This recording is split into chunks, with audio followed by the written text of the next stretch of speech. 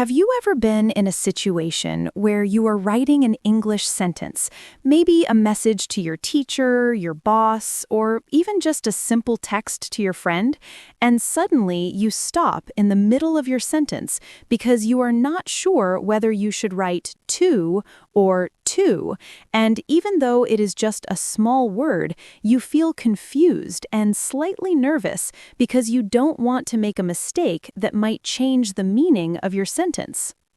Honestly, that happens to me more often than I would like to admit, especially when I'm typing quickly on my phone. And then I go back to read my message and think, wait a minute, this doesn't look right, but I cannot immediately explain why it feels wrong. Exactly.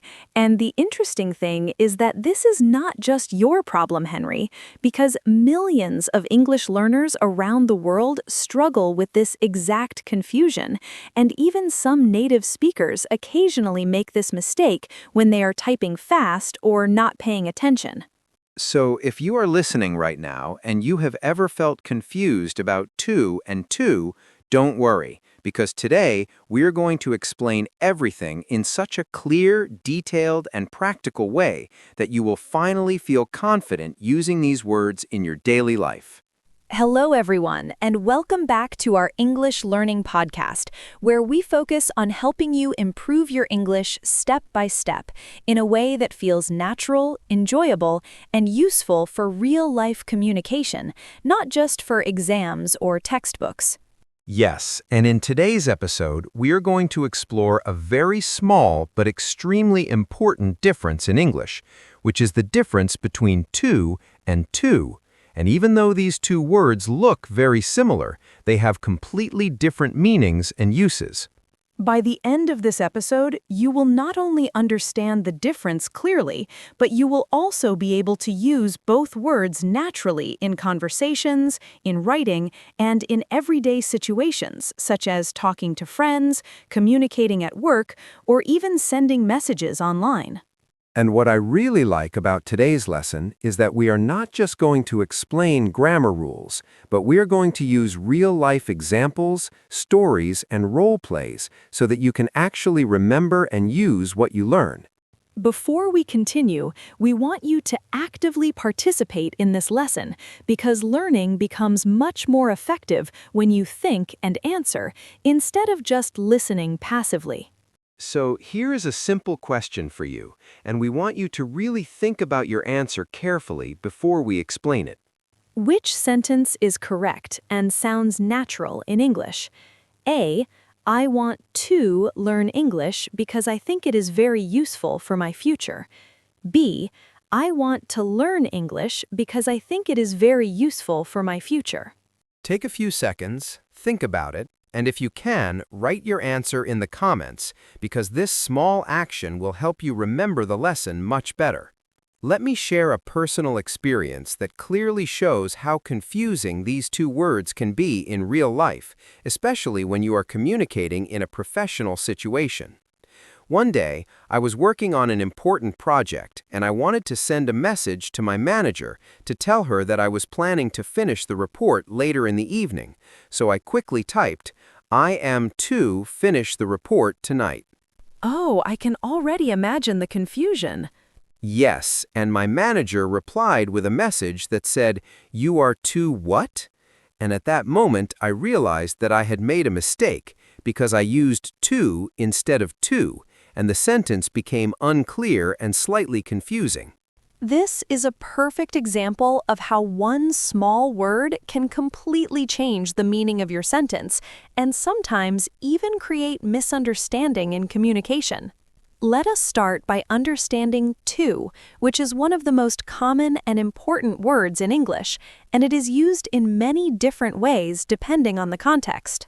One of the most important uses of to is when it is placed before a verb to create what we call the infinitive form, which helps us express actions, intentions, or plans.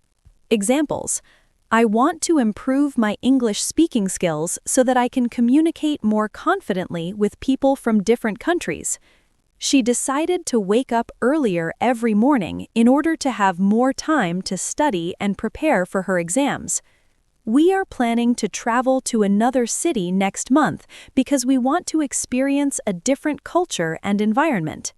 I noticed that in all of these examples, to is connected to an action, and it helps explain what someone wants or plans to do in detail. Another very common use of to is to show direction, meaning where someone is going or moving. Examples: I am going to the supermarket to buy some fresh vegetables and ingredients for dinner tonight. She walked to the office even though it was raining because she did not want to be late for her meeting. Now, let us take a deeper look at to, which has a completely different meaning from to, even though they sound the same when spoken. To equals also, additional meaning. Examples: I enjoy watching movies on weekends, and my brother enjoys watching movies too, especially action and comedy films. She is coming to the meeting, and I would like to join too because I want to understand the project better. To equals more than necessary, excess. Examples: the weather is too hot for me to go outside comfortably, so I prefer to stay indoors where it is cooler. This task is too complicated for me to complete alone, so I think I need to ask someone for help. So when we use to in this way, it often shows that something is not just normal, but actually more than we want or can handle. Let's compare two sentences carefully. I want to learn English so that I can improve my career opportunities and communicate internationally. I want to learn English so that I can improve my career opportunities and communicate internationally. When I look at these sentences slowly, I can clearly see that to does not make sense because it does not connect correctly to the verb learn. Let's imagine a natural conversation between friends. Sure. I am planning to go to the gym later this evening because I want to stay healthy and improve my fitness. That sounds great. I have been thinking about going to the gym too because I feel like I need to exercise more regularly.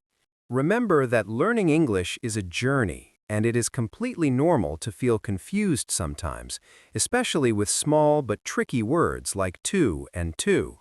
To is used before verbs and for direction, while to means also or more than necessary.